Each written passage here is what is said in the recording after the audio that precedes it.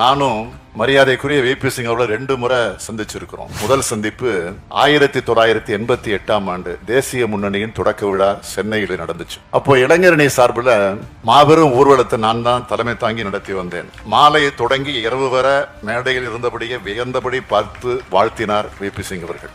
அடுத்த சந்திப்பு அவர் பிரதமரானப்போ டெல்லிக்கு போன எம்எல்ஏ குழுவுல நானும் இருந்தேன். அப்போ டெல்லிக்கு போயிருந்தப்போ ஒவ்வொருத்தரா அவருக்கு அறிமுகம் செஞ்சு வச்சாங்க. அவர் சிரிச்சுக்கிட்டே சொன்னார், இவரை எப்படி மறக்க முடியும், இவர் தான் சென்னையில இளைஞர் படை அணிவகுத்து நடத்தினார்னு மறக்காம பாராட்டினார் பிரதமர் விபி சிங். அந்த பாராட்டு என் வாழ்நாளில் மறக்க முடியாத நிகழ்வு.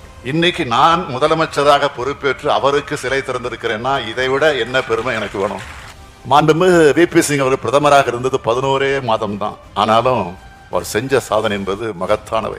பிற்படுத்தப்பட்ட மக்களுக்கு 27 விழுக்காடு இடஒதுக்கீடு, தகவல் அறியும் உரிமை சட்டத்திற்கு தொடக்க புள்ளி, தேசிய ஊரக வேலைவாய்ப்பு திட்டத்துக்கு தொடக்க புள்ளி, வேலை உரிமையை அரசியல் சாசன உரிமை ஆக்கினது, தேர்தல் சீர்திருத்தங்கள், அண்ணல் அம்பேத்கர் அவர்களுக்கு பாரத ரத்னா விருது, நாடாளுமன்றத்தின் நடுவே அண்ணல் அம்பேத்கர் படம், மாநிலங்களுக்கு இடையிலான கவுன்சில், உழவர்கள் பிரச்சனையை தீர்க்க 3 குழுக்கள், டெல்லி குடிசை பகுதி மக்களுக்கு வாழ்விடங்கள், அதிகபட்ச சில்லறை விற்பனை விலை எம்ஆர்பி அச்சிட உத்தரவு, நுகர்வோர் பாதுகாப்பு, இன்னும் பெரிய பட்டியலே இருக்கு. இப்படி பல சாதனைகளை செஞ்சு காட்டிய மாபெரும் சாதனையாளர் தான் நம்முடைய விபி சிங் அவர்கள்.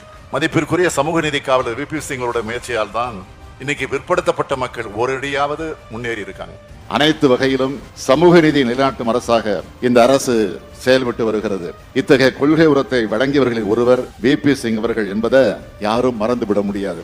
உயர் வர்க்கத்தில் பிறந்தாலும் ஒடுக்கப்பட்ட மக்களுக்காக சிந்தித்த விபி சிங் அவரது புகழ் வாழ்க வாழ்க வாழ்க